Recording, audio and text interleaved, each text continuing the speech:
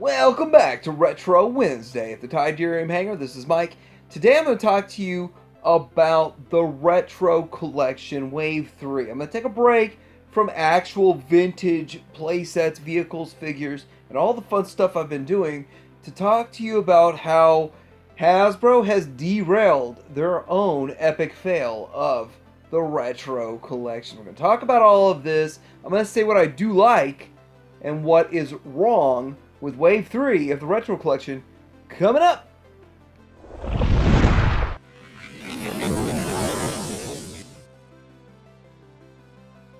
For those of you who have not been following along with the Retro Collection, Wave 1 of Star Wars Hasbro Retro Collection, which was a knockoff of the Kenner vintage figures from 1977, these figures were Target exclusives that were really hard to get. They were $10 a piece, and they featured figures that were very similar to Kenner, but not exactly the same. The actual replica weapons were very similar, but not 100% exactly the same. But to even the best collector of 20 years like myself could get fooled by either the figure, the weapons, the capes, the accessories, and so for that, a lot of vintage collectors were upset about this. Turns out Wave 1 stuff wasn't that big of a deal. The figures could barely hold the weapons, and the card backs came all scuffed up, looking all wrong. So, no problem to the value of those of us who collected for 25 years and spent thousands and tens of thousands of dollars. But Wave 2 comes out. Now, Wave 2 was better. They actually made the figures better, closer to the original Kenner, and they held the weapons better. They're better figures, and in fact, some of the most sought-after figures like Yoda and Boba Fett. But for whatever reason, these were a Walmart exclusive, and Walmart clearanced them out after about a month or two at retail. Like, I got mine, and it seemed like a month later, I was finding them for $5, and I got another couple of sets simply because they were only $5. Now, with Hasbro kind of confused why the market doesn't even want Wave 2, I don't even think most collectors care about the Wave 2. They turn to their biggest franchise within Star Wars. The biggest thing going on is The Mandalorian, and The Mandalorian is great. In fact, the show is what Star Wars has needed since 1983. But they're going to double down on it and make Retro Collection figures of Mandalorian figures. So before I get into the good and the bad of it, I'm just going to tell you what it is. So we have here an IG-11, which I think it looks exactly like a vintage or G1 IG-88 with a couple of extra bandolier straps. It looks okay.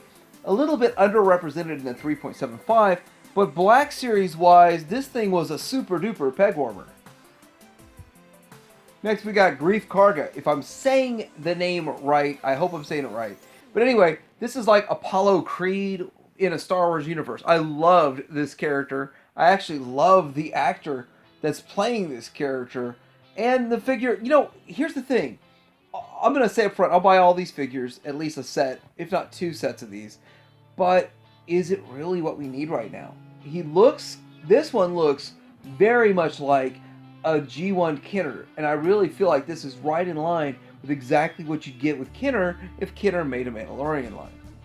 Next we have Moff Gideon, which really feels like a Darth Vader character. So we got exactly the same thing as the Darth Vader cape, and I guess you could say Greef Karga got the same thing, but I really feel like this one should have had the Darksaber with it. I mean, no spoilers. Spoiler, no spoiler? Spoiler, no spoiler. But yeah, he should have had the Darksaber with him. Next we got Quill.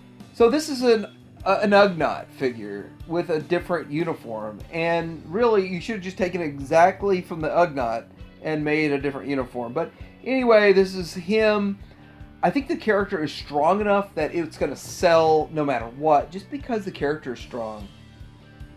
Next we get into Baby Yoda, and we get the pram, or the little baby cradle that he flies around in, which is probably the most valuable part of this set. And of course the Baby Yoda is kind of cool too.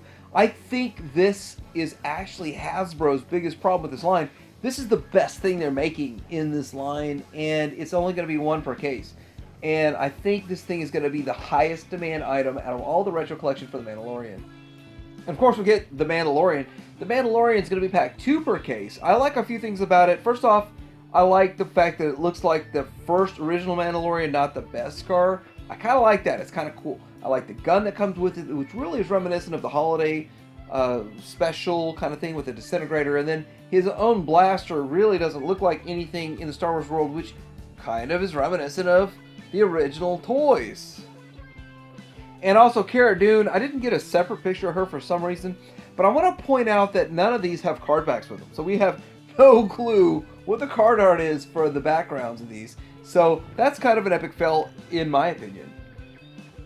So next I want to talk about some other epic fails that are associated with Wave 3. Now first of all, Retro Collection was supposed to give all of the collectors, the new collectors that haven't been collecting vintage for 25 years and started collecting vintage a couple years ago or wanted to collect vintage, just didn't want to spend $100 a figure, only wanted to spend $10, the chance to get the first 96 figures.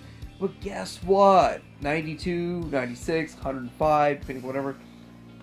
But now, this whole Mandalorian thing derails it and puts it into sort of like the vintage collection where we're now at 175 or something, and we don't even have the first 96 yet. I think the best thing about the Retro Collection line is the fact they're giving us characters that we never had before, such as Grand Moff Tarkin. But I'm a little bit leery about a Luke Skywalker with a slightly different outfit, because in the vintage line, the outfits were completely different. We had a Hoth, X-Wing, Bespin, Farm Boy, whatever. And now we get a slightly modified Luke Skywalker costume. But here's the cost of the Luke Skywalker with a Snowspeeder costume. Just like we have Grand Moff Tarkin in a video game or a board game, not a video game. Video game was more fun. We've got the Hoth Ice Planet adventure game. You have to buy a $20 game to get a $10 figure. And the games are already readily available on eBay. The actual vintage version is complete for $10. So why would we want to buy this board game at retail? Well, it's just to make more money, but you're having to manufacture 10 times the amount of manufacturing cost and time and effort to give us a board game nobody wants. And I don't know if they really understand how bad this is. But now I've got 7 board games that I don't know what to do with. So Mike, if you didn't go with the obvious choice of the Mandalorian as your retro collection, because in 1996 when I started collecting, the Mandalorian retro collection was what I've been waiting for. No, I wasn't. I was actually looking at an Aunt Beru and an Uncle Owen. I was like, why don't we have these? Why were these never made? Like, you made a bunch of side characters, but these are main characters that never got made. There are so many figures that could get made from the vintage that customizers have to make them to make fans happy. And then the number 127 on the top right is R1F4, whatever his name is. I don't know what his name is. I have a modern iteration of this character. But it's characters like this, it's droids like this, it's background characters like this that really need to get made. See, I'd like the retro collection to give us more aliens, background aliens, but the problem is Hasbro doesn't think it would sell to the mass majority. They can't make 1 million of them and sell 1 million of them, so they're not going to make one. So collectors get left high and dry because they don't think the soccer mom on the aisle is going to buy them. Now they are making a Stormtrooper that's going to go with a Monopoly game for $50. And then this is an epic fail within itself, simply because I'm not going to spend $50 on this game. I'm going to wait for the Monopoly game to go to $8, and I'll rip the Remnant Stormtrooper out of it and throw the game in the trash, I guess, or maybe put it on eBay for $1. Who knows? But I'm not buying a $50 game to get the Stormtrooper here, especially since it's not tied to Star Wars. It's the Mandalorian, so I kind of don't even care about this figure. Now we kind of move into a different direction here. What could we do with the retro collection? I really think we should finish unfinished business from Vintage. Now, there's a lot of unfinished business in Vintage, but when it comes to Ewoks and droids, there are figures that were already planned. There's already molds out there that have actually been remade. They've been KO'd, knocked off, or repopped and resold. But shouldn't we get a true proper Hasbro or a Kenner 2.0 version of these figures put out? And couldn't this be a HasLab project or something? But in my opinion, Retro Collection is a good outlet for these figures. There's more prototypes that have been shown but never made, such as this, I can't even say it, Yala, whatever her name is.